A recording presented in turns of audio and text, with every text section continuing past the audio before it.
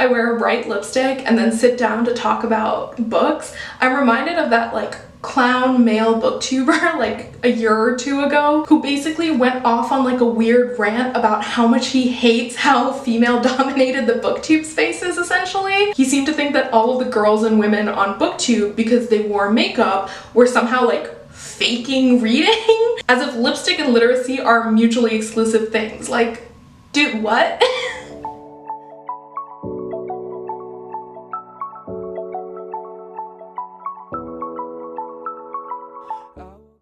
Hi, hello. This is just a short video talking about a challenge that I'm taking part in this August. It's a challenge I literally set for myself. It's not really an event that's happening all across YouTube, but I am using a prompt from an event that did happen all across YouTube, BookTube, whatever, this past February. So in May, I took part in the Asian readathon. I'm gonna post the video I made about that up in the cards if you'd like to give it a watch. That was my first ever readathon, first ever like reading challenge generally, and I actually really liked it. I specifically really liked the experience of focusing my reading on a particular continent or a particular group of people, because I felt like that sort of pushed me out of my comfort zone. It forced me to consider and read things that maybe I wouldn't normally have picked up. And so in May itself, as the Asian readathon wrapped up, I kind of committed to myself that I was going to participate in readathons for the entire rest of the year. That basically every single month I was going to pick a theme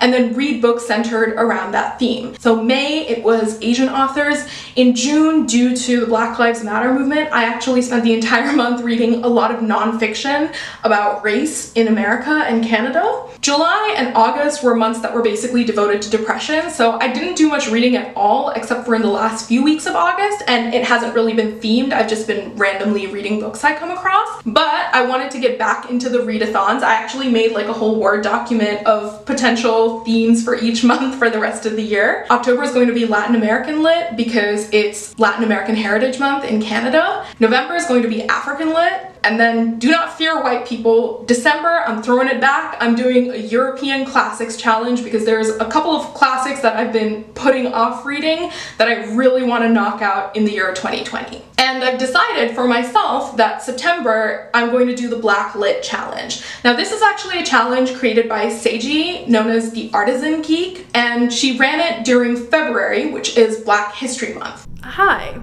Hello, it's Editing Prodigy. I basically realized that my camera cut me off in the middle of me waxing poetic about SEJI'S channel, The Artisan Geek. You should basically all go subscribe to her.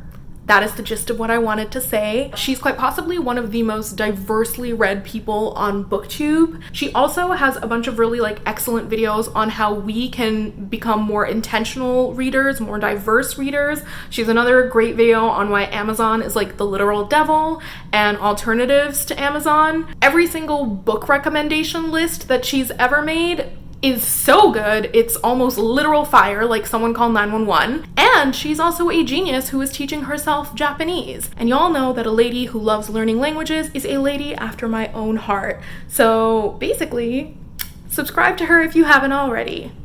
September is obviously not Black History Month, but I don't think you have to wait till Black History Month to challenge yourself to read more Black authors. I definitely didn't want to wait till February. So September 2020, not Black History Month, but I'm doing the Black Lit Challenge anyway because one, I honestly want to, and two, because I actually found SEJI'S channel right at the start of April. I just finished reading a book called The Ballad of Black Tom, and I wanted to see if anybody else had read it. I wanted to read other people's reviews, get some feedback, and when I typed in Ballad of Black Tom review on YouTube, her video was the first one that came up. And I so enjoyed what she had to say about the book that I then sort of binge watched a whole bunch of her videos, and I realized that I had just missed the opportunity to participate in the Black Lit Challenge. So I'm seizing the moment now. I'm going to be following all of SEJI'S prompts. I'm going to link her original prompt video up in the challenge in case any of you guys would like to follow along. I've always firmly believed in the importance of reading diversely because, and the research bears me out on this, reading fiction has actually been shown to improve your sense of empathy. diversity. And so when you read diversely in your fiction, it increases your sense of empathy for people who aren't like you, people of different genders, sexual orientations, ethnic groups, racial groups. So as important as I think in like these times it is to read a bunch of Black nonfiction to like educate yourself on what's going on, I think it's equally as important to celebrate Black art. That includes literature, movies, music, TV, etc. So that's my explanation for why I'm doing it. Don't even know why I really felt the need to explain myself. It's my channel. I should be able to do what I want. But anyway, let's get it. Prompt 1. Read from a genre outside of your comfort zone. So, contrary to a pretty big chunk of YouTube, I actually don't read young adult fiction. Like at all. I especially don't read YA fantasy novels anymore. I think the last YA fantasy novel I actually read was the final Harry Potter book on the day that it came out. So that was July 21st, 2007. I was 13 years old. Today, I returned to the genre of young adult fantasy to read the incredibly popular and well-received novel Children of Blood and Bone by Tomi Adeyemi. FYI, I don't actually own that many paper copies of books. Only one of the books I'm going to be reading this month do I own a physical paper copy. The others I will either be reading via my not so very trusty Kindle, because Amazon's a fucking snake, or via my phone through my public library apps like Libby. Children of Blood and Bone is one that I will either be reading or listening to the audiobook of on my phone. I have both on hold at my public library. It's just a race to see which one will get to me faster. They're both about a week out. So this book is the first of a trilogy, and Adeyemi is Nigerian American. The book follows a young magical girl, Zeli, who lives in a kingdom called Orisha, where the monarchy is basically, I think, actively persecuting and oppressing anybody who displays magical abilities or power. From what I'm given to understand, it's about how Zeli's trying to stop this oppression and bring magic back. And I'm super excited to read Children of Blood and Bone because I feel like so much of literary fantasy and magical archetypes are based around European mythology and stories. And I think it'll be pretty cool to see magic and fantasy that's inspired by West African culture. Not me saying West African culture as if it's a monolith when I personally know better. I'm assuming Adeyemi was inspired by Yoruba culture because of her use of the word Orisha, and Yoruba culture and religion is what I most associate that word with. But I'm neither an ethnologist nor an expert on West Africa, and it could very well be possible that Adeyemi's family is like Hausa or Igbo or any one of the other like smaller minority groups in Nigeria, and that's where she actually is drawing her inspirations from. Either way, I'm hyped, and let's move on to the next prompt. Read a book written before the 21st century. For this one, I'm picking Giovanni's Room by James Baldwin. It was written in 1956. James Baldwin is an American author, probably best known for his nonfiction book, The Fire Next Time, which is basically written in kind of a letter format, and it discusses what it means to be Black in America. It's so good. It's one of the books that I read during June, and I would highly suggest that you pick it up. Baldwin also happens to be gay, and his gayness is unfortunately quite frequently erased by some of the very same people who lionize everything that he did for the civil rights movement in terms of race. Even documentaries about Baldwin, like the otherwise very, very good I Am Not Your, word that I am definitely not going to say, highlight everything that he had to say about race while basically omitting everything that he had to say about gayness, which, newsflash, was a lot. Baldwin frequently wrote about gayness or bisexuality, and Giovanni's Room is actually a book that's been recommended to me a lot over the years and that I've just kind of been putting off reading because honestly, until this lockdown, I hadn't really picked up a book to read in almost literal years. The book is actually about a white American guy who lives in Paris, as Baldwin himself did for a couple of years, and he starts up this relationship with an Italian bartender named Giovanni. I know that it's supposed to be about identity and gayness and masculinity, but honestly, I don't really know anything beyond that. And Baldwin is such an incredibly eloquent and powerful writer that I'm excited to see how it unfolds. Moving on. Prompt 3. Read a book with a Black person on the cover. Seiji, who started this challenge, actually held up a bunch of books with black people on the cover as she discussed this particular prompt, and one of them immediately caught my eye because it was the prettiest cover I have seen in a hot minute. Speaking of Summer by Kalisha Buckhanon. I will admit, I picked the book initially for just the shallowest of reasons. I thought the cover was very, very pretty. But once I read the summary, I was super intrigued. The book is about two twin sisters, Autumn and Summer, and Summer one day just disappears off of the roof of their house. There's only one set of footprints in the snow on the roof. The roof door was also locked, so no one can figure out how this happened, and because the police don't give a shit about what happens to black women, it basically falls on Autumn to try and figure out what happened to Summer. It's, I think, a thriller and a mystery, and according to all of the reviews, it has some really interesting and heavy themes, which is just ticking all of the boxes for me, so I cannot wait to dig into this. Next, prompt 4. Read a book by a black author outside of the US or the UK. This is the one book that I do actually have a physical paper copy of, and that's We Need New Names by NoViolet Bulowayo. Bulowayo is Zimbabwean, although I think recently she's moved to Stanford University and is essentially working as a writer or a fellow over there. I bought this book because, as I mentioned in my Asian readathon video, it turns out I'm something of a hoe for the Man Booker Prize. So anytime a book either wins the Man Booker Award, which I think is just called the Booker Prize now, or it's nominated for it and it ends up on the short list, which I think this video did, some part of me immediately has to go read it. I don't know what it is about the Man Booker Prize, but it's never let me down. I have never read a book that was a Man Booker winner that also sucked. It was on a lot of best of 2014, best of the 2010s lists, and so I have decided now is the time. I'm gonna read it.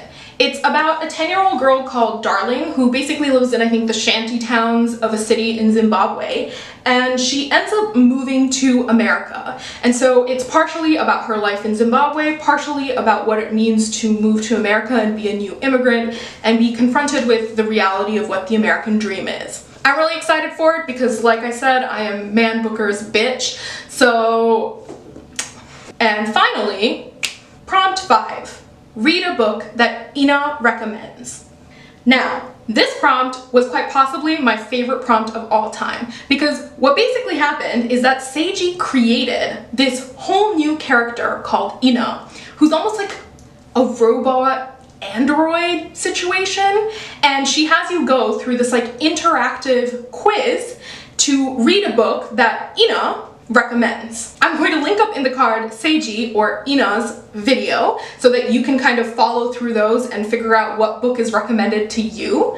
I actually ended up doing the quiz twice because the first time that I did it, the answers that I picked actually led me back to the book The Ballad of Black Tom, which I had already read. It was in fact the book that introduced me to Seiji's channel. So I went back, I changed a couple of responses, and I ended up getting a book called The Deep.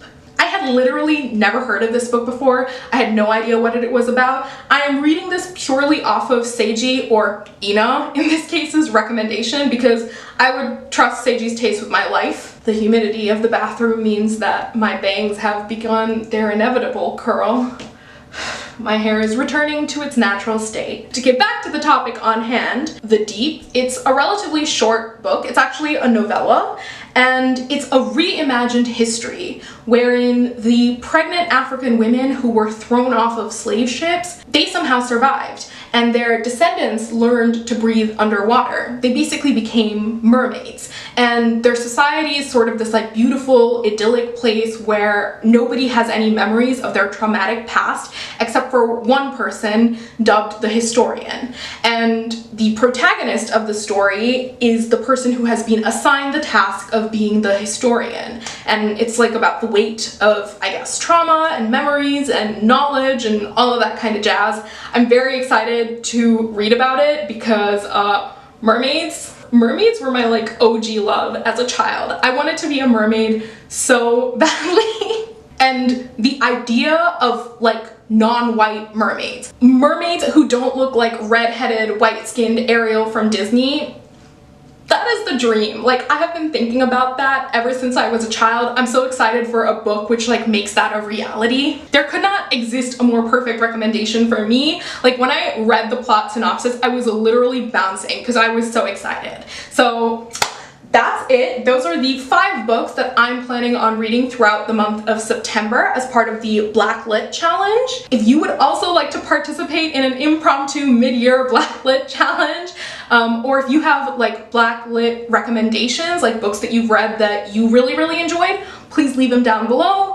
Otherwise, just let me know what it is you're reading this upcoming September. Unlike the Asian readathon, I'm actually going to post a reading wrap-up at the end of this month. I didn't end up posting one in May because all of you who watch my May check-in, you know that I lost a family member in May. It was a rough, weird month, and I was just not up to the task of filming at the time. But it's September now, we're all good. I will post a reading wrap-up, a follow-up on all of my thoughts, and on any additional books that I might have picked up in September. Because one thing that I am kind of aware of is the fact that although I personally assigned October to myself to read Latin American fiction, I am aware of the fact that there is actually a Latinx-a-thon happening throughout September. I don't remember the exact dates, but I'll post them up here.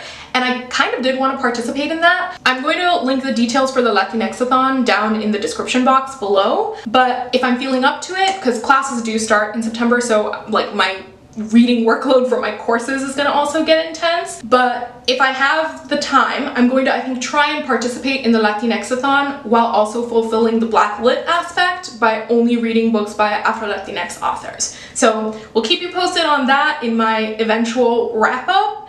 That is everything that I can think of for this video. As always, thank you. God, why do I even bother flat ironing my hair? Like, I should just let it do its thing from now on. I never learned my lesson. Anyway, as always, thank you so much for watching, and I hope you have a great upcoming week. And even if the rest of your week ends up becoming messy or imperfect, I hope that you're still able to create and experience some truly beautiful moments. Thanks for watching. Bye. You gotta be there for me too.